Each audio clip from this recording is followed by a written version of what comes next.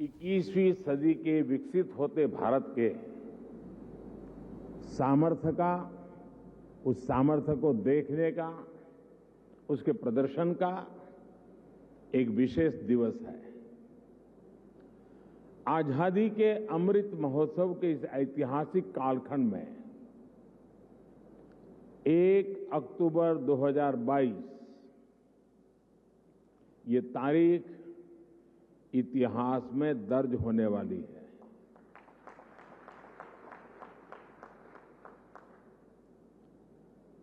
दूसरा, ये नवरात्रि का पर्व चल रहा है,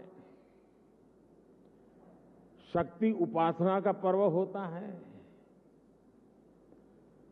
और 21वीं सदी की जो सबसे बड़ी शक्ति है, उस शक्ति को नई ऊंचाई पर ले जाने का आज भी आरंभ हो रहा है। आज देश की ओर से, देश की टेलीकॉम इंडस्ट्री की ओर से 130 करोड़ भारतवासियों को 5G के तौर पर एक शानदार उपहार मिल रहा है। 5G देश के द्वार पर नए दौर की दस्तक लेके आया है। 5G अवसरों के अनंत आकाश की शुरुआत है। मैं प्रत्येक भारतवासी को इसके लिए बहुत बहुत बधाई देता हूं। साथियों, मैं गौरव से भरे इन क्षणों के साथ ही मुझे खुशी इस बात की भी है कि 5G की शुरुआत में ग्रामीण स्कूलों के बच्चे भी हमारे साथ सहभागी हैं, गांव भी सहभागी है, मजदूर गरीब भी सहभागी है। अभी मैं यूपी के ग्रामीण स्कूल की बेटी 5G होलोग्राम टेक्नोलॉजी के जरिए रूबरू हो रहा था। जब मैं 2012 के चुनाव में होलोग्राम लेकर के चुनाव प्रचार कर रहा था तो दुनिया के लिए अजूबा था। आज वो घर घर पहुंच रहा है। मैंने महसूस किया कि नई तकनीक उनके लिए किस तरह पढ़ाई के मायने बदलते जा रही है। इसी तरह गुजरात, महाराष्ट्र, ओडिशा के गांवों के सुदूर स्कूल तक 5G के जरिए बच्चे बड़े बड़े विशेषज्ञों के साथ क्लास में नई नई चीजें सीख रहे हैं। उनके साथ नए दौर की क्लास का हिस्सा बनना, ये वाकई बहुत रोमांचित करने वाला अनुभव है। साथियों, 5G को लेकर भारत के प्रयासों का एक और संदेश है, नया भारत। टेक्नोलॉजी का सिर्फ कंज्यूमर बनकर नहीं रहेगा, बल्कि भारत उस टेक्नोलॉजी के विकास में, उसके इम्प्लीमेंटेशन में बहुत बड़ी एक्टिव भूमिका निभाएगा। भविष्य की वायरलेस टेक्नोलॉजी को डिजाइन करने में, उससे जुड़ी मैन्युफैक्चरिंग में भारत की बड़ी भूमिका होगी। 2G, 3G, 4G के समय भारत टेक्नोलॉजी के लिए दूसरे देशों पर निर्भर रहा, लेकिन 5G के साथ भारत ने नया इतिहास रच दिया है। 5G के साथ भारत पहली बार टेलीकॉम टेक्नोलॉजी में ग्लोबल स्टैंडर्ड तय कर रहा है। भारत लीड कर रहा है। आज इंटरनेट का इस्तेमाल करने वाला हर व्यक्ति इस बात को समझ रहा है कि 5G इंटरनेट का पूरा आर्किटेक्चर बदल कर रख देगा। इसलिए भारत के युवाओं के लिए आज 5G बहुत बड़ी अपॉर्चुनिटी लेकर आया है। मुझे खुशी है कि विकसित भारत का संकल्प लेकर आगे बढ़ रहा हमारा देश दुनिया के अन्य देशों के साथ किस तरह कदम से कदम मिलाकर चल रहा है। ये भारत की बहुत बड़ी सफलता है। डिजिटल इंडिया अभियान की बहुत बड़ी सफलता है। साथियों, जब हम डिजिटल इंडिया की बात करते हैं तो कुछ लोग समझते हैं कि ये सिर्फ सरकारी एक योजना है, लेकिन डिजिटल इंडिया सिर्फ एक नाम नहीं है। ये देश के विकास का बहुत बड़ा विजन है। इस विजन का लक्ष्य है उस टेक्नोलॉजी को आम लोगों तक पहुंचाना जो लोगों के लिए काम करे और लोगों के साथ जुड़कर काम करे। मुझे याद है जब मोबाइल सेक्टर से जुड़े इस विजन के लिए स्ट्रेटेजी बनाई जा रही थी तो मैंने कहा था कि हमारी अप्रोच टुकड़ों टुकड़ों में नहीं होनी चाहिए, बल्कि होलिस्टिक होनी चाहिए। डिजिटल इंडिया की सफलता के लिए जरूरी था कि वो इस सेक्टर के सभी आयामों को एक साथ कवर करे। इसलिए हमने 4 पिलर्स पर और 4 दिशाओं में एक साथ फोकस किया। पहला, डिवाइस की कीमत। दूसरा, डिजिटल कनेक्टिविटी। तीसरा, डेटा की कीमत। चौथा, और जो सबसे जरूरी है, डिजिटल फर्स्ट की सोच।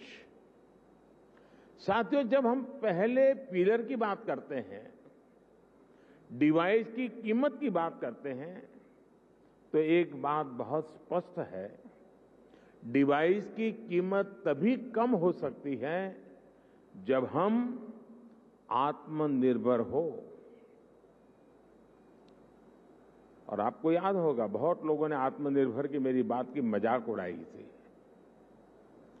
2014 तक हम करीब 100% मोबाइल फोन आयात करते थे, विदेशों से इंपोर्ट करते थे। और इसलिए हमने तय किया कि हम इस क्षेत्र में आत्मनिर्भर बनेंगे। हमने मोबाइल मैन्युफैक्चरिंग यूनिट्स को बढ़ाया। 2014 में जहां देश में 2 मोबाइल मैन्युफैक्चरिंग यूनिट्स थी, 8 साल पहले 2, अब उनकी संख्या 200 के ऊपर है।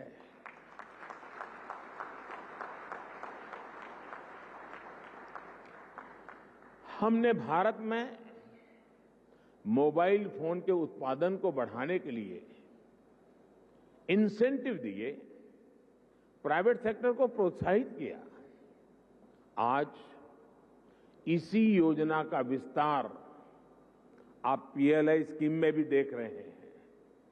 इन प्रयासों का नतीजा बहुत पॉजिटिव रहा। आज भारत मोबाइल फोन उत्पादन करने में दुनिया में नंबर 2 पर है। इतना ही नहीं, जो कल तक हम मोबाइल इंपोर्ट करते थे, आज हम मोबाइल एक्सपोर्ट कर रहे हैं, दुनिया को बेच रहे हैं। जरा सोचिए, 2014 में 0 मोबाइल फोन निर्यात करने से लेकर आज हम हजारों करोड़ के मोबाइल फोन निर्यात करने वाले देश बन गए हैं, एक्सपोर्ट करने वाले देश बन चुके हैं। स्वाभाविक है, इन सारे प्रयासों का प्रभाव डिवाइस की कीमत पर पड़ा है। अब कम कीमत पर हमें ज्यादा फीचर्स भी मिलने लगे हैं। साथियों, डिवाइस कॉस्ट के बाद जो दूसरे पिलर पर हमने काम किया वो है डिजिटल कनेक्टिविटी का। आप भी जानते हैं कि कम्युनिकेशन सेक्टर की असली ताकत कनेक्टिविटी में है। जितने ज्यादा लोग कनेक्ट होंगे इस सेक्टर के लिए उतना अच्छा है।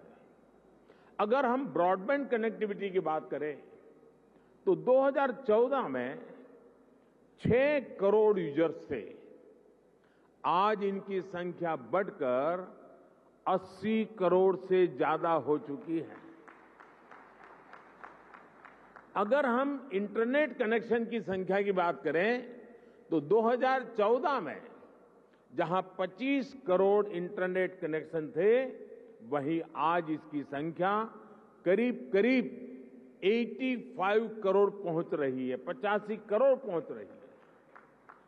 ये बात भी नोट करने वाली है कि आज शहरों में इंटरनेट यूजर्स की संख्या के मुकाबले हमारे ग्रामीण क्षेत्रों में इंटरनेट यूजर्स की संख्या तेजी से बढ़ रही है। और उसकी एक खास वजह है, 2014 में जहां देश में 100 से भी कम पंचायतों तक ऑप्टिकल फाइबर पहुंचा था, आज 1,70,000 से भी ज्यादा पंचायतों तक ऑप्टिकल फाइबर पहुंच चुका है। अब कहां 100 और कहां 1,70,000। जैसे सरकार ने घर घर बिजली पहुंचाने की मुहिम शुरू की, जैसे हर घर जल अभियान के जरिए हर किसी तक साफ पानी पहुंचाने के मिशन पर काम किया, जैसे उज्ज्वला योजना के जरिए गरीब से गरीब आदमी के घर में भी गैस सिलेंडर पहुंचाया, जैसे हमने करोड़ों की तादाद में लोग बैंक अकाउंट से वंचित थे, करोड़ों लोग जो बैंक से नहीं जुड़े थे, आजादी के इतने साल के बाद जनधन अकाउंट के द्वारा हिंदुस्तान के नागरिकों को बैंक के साथ जोड़ दिया। वैसे ही हमारी सरकार इंटरनेट फॉर ऑल के लक्ष्य पर काम कर रही है। साथियों, डिजिटल कनेक्टिविटी बढ़ने के साथ ही डेटा की कीमत भी उतनी अहम हो जाती है। ये डिजिटल इंडिया का तीसरा पिलर था जिस पर हमने पूरी शक्ति से काम किया। हमने टेलीकॉम सेक्टर के रास्ते में आने वाली तमाम अड़चनों को हटाया। पहले विजन की कमी और पारदर्शिता के अभाव में टेलीकॉम सेक्टर को तमाम मुश्किलों का सामना करना पड़ता था।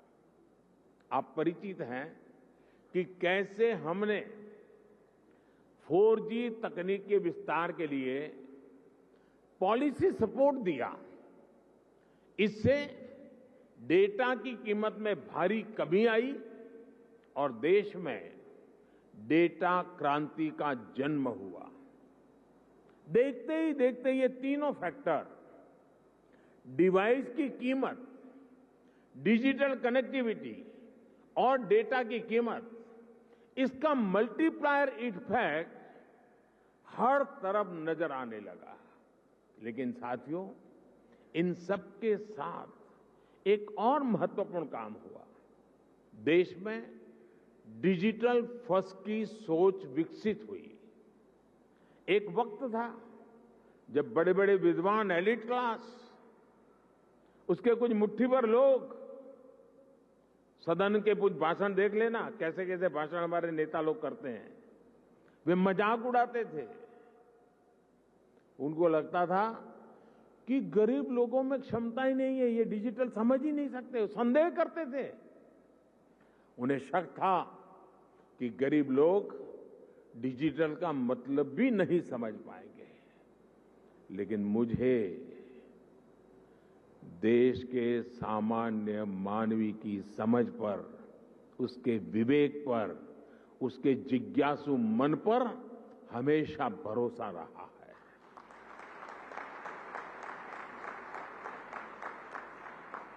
मैंने देखा है कि भारत का गरीब से गरीब व्यक्ति भी नई तकनीकों को अपनाने में आगे रहता है। और मैं एक छोटा अनुभव बताता हूं। शायद ये 2007-8 का कालखंड होगा या 9-10 का, मुझे याद नहीं है। मैं गुजरात में मुख्यमंत्री रहा, लेकिन एक क्षेत्र ऐसा था जहां मैं कभी गया नहीं था और बहुत ही ट्राइबल इलाके में, बहुत ही पिछड़ा। मैं, हमारे सरकार के अधिकारियों ने भी मुझे एक बार वहां कार्यक्रम करना ही करना है, मुझे जाना है। तो वो इलाका ऐसा था, कोई बड़ा प्रोजेक्ट की संभावना नहीं थी, फॉरेस्ट लैंड थी, कोई संभावना हो रही थी। तो आखिर में एक चिलिंग सेंटर, दूध का चिलिंग सेंटर, वो भी 25 लाख रुपए का। मैंने कहा भले वो 25 लाख का होगा, 25,000 का होगा, मैं खुद उद्घाटन करूंगा। अब लोगों को लगता है ना, चीफ मिनिस्टर को इससे नीचे तो करना नहीं चाहिए। मुझे ऐसा कुछ होता नहीं है। तो मैं उस गांव में गया। अच्छा, वहां हम एक पब्लिक मीटिंग करने के लिए भी जगह नहीं थी, तो वहां से 4 किलोमीटर दूर एक स्कूल का छोटा सा मैदान था, वहां पब्लिक मीटिंग ऑर्गेनाइज की। लेकिन जब वो चिलिंग सेंटर पे गया मैं, तो आदिवासी माताएं बहनें दूध भरने के लिए कतार में खड़ी थी।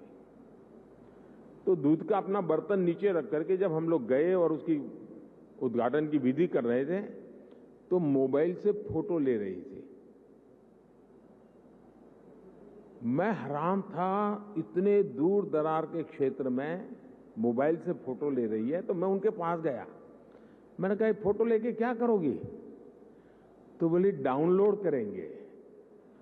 ये शब्द सुनकर के मैं सचमुच में सरप्राइज हुआ था मुझे कि ये ताकत है हमारे देश के गांव में। आदिवासी क्षेत्र की गरीब माताएं बहनें जो दूध भरने आई थी, वो मोबाइल फोन से अपनी फोटो ले रही थी और उनको ये मालूम था कि इसमें तो नहीं, आप डाउनलोड करवा देंगे। और डाउनलोड शब्द उनसे मुंह से निकलना, ये उनकी समझ शक्ति और नई चीजों को स्वीकारने के स्वभाव का परिचय देती है। मैं कल गुजरात में था, तो मैं अंबाजी तीर्थ क्षेत्र पे जा रहा था, तो रास्ते में छोटे छोटे गांव थे। आधे से अधिक लोग ऐसे होंगे जो मोबाइल से वीडियो उतार रहे थे, आधे से अधिक लोग। यानी हमारे देश की ये जो ताकत है, इस ताकत को हम नजरअंदाज नहीं कर सकते हैं। और सिर्फ देश के इलीट क्लास के कुछ लोगों को ही हमारे गरीब भाई बहनों पर यकीन नहीं था। आखिरकार हम डिजिटल फर्स्ट के अप्रोच के साथ आगे बढ़ने में कामयाब हुए। सरकार ने खुद आगे बढ़कर डिजिटल पेमेंट्स का रास्ता आसान बनाया। सरकार ने खुद ऐप के जरिए सिटीजन सेंट्रिक डिलीवरी सर्विस को बढ़ावा दिया। बात चाहे किसानों की हो या छोटे दुकानदारों की, हमने उन्हें ऐप के जरिए रोज की जरूरतें पूरी करने का रास्ता दिया। इसका नतीजा आज आप देख सकते हैं। आज टेक्नोलॉजी सही मायने में डेमोक्रेटिक हो गई है, लोकतांत्रिक हो गई है। आपने भी देखा है कि डिजिटल फर्स्ट की हमारी अप्रोच ने कोरोना वैश्विक महामारी के इस दौर में देश के लोगों की कितनी मदद की। दुनिया के बड़े बड़े विकसित देश जब अपने नागरिकों की मदद करने में संघर्ष कर रहे थे, खजाने में रुपये पड़े थे, डॉलर थे, पाउंड थे, सब था, यूरो था, लेकिन और देने का तय भी किया था, लेकिन पहुंचाने का रास्ता नहीं था। भारत एक क्लिक पर हजारों करोड़ रुपए मेरे देश के नागरिकों के खाते में ट्रांसफर कर रहा है। ये डिजिटल इंडिया की ही ताकत थी कि जब दुनिया थमी हुई थी, तो भी हमारे बच्चे ऑनलाइन क्लासेस ले रहे थे, पढ़ाई कर रहे थे। अस्पतालों के सामने असाधारण चुनौती थी, लेकिन डॉक्टर्स अपने मरीजों का इलाज टेलीमेडिसिन के जरिए भी कर रहे थे। ऑफिसेज बंद थे, लेकिन वर्क फ्रॉम होम चल रहा था। आज हमारे छोटे व्यापारी हो, छोटे उद्यमी हो, लोकल कलाकार हो, कारीगर हो, डिजिटल इंडिया ने सबको मंच दिया है, बाजार दिया है। आज आप किसी लोकल मार्केट में, आप सब्जी मंडी में जाकर देखिए, रेहड़ी पटरी वाला छोटा दुकानदार भी आपसे कहेगा कैश नहीं है, यूपीआई कर दीजिए।